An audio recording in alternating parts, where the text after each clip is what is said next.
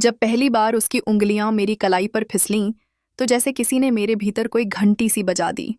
वो छूना, सीधा छूना नहीं था, मगर फिर भी ऐसा लगा जैसे मेरी सांसें किसी और की मर्जी से चलने लगी हों।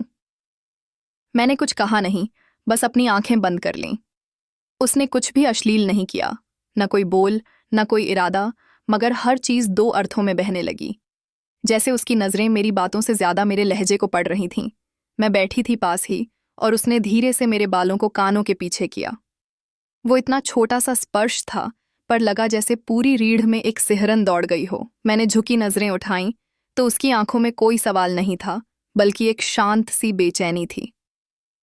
वो शब्दों में नहीं कह रहा था, पर जैसे हर हरकत कह रही थी, अगर तुम हाँ कहो तो मैं बस तुम्हारे करीब बैठ जाऊं, और कुछ नहीं।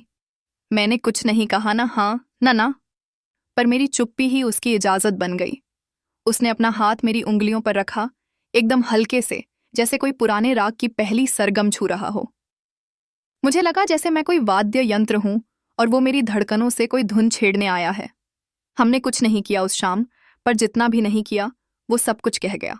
उसने सिर्फ मेरी हथेलियों को छुआ, मेरी सांसों की गति को पढ़ा, मेरी गर्दन की थरथराहट को महसूस किया, और चला गया। पर उस रात मैं सिर्फ उसकी थी। बिना किसी शारीरिक स्पर्श के मैं पूरी तरह से उसमें डूब चुकी थी, क्योंकि उसने मुझे वहीं छुआ जहां बहुत कम लोग छू पाते हैं, मेरे एहसासों में।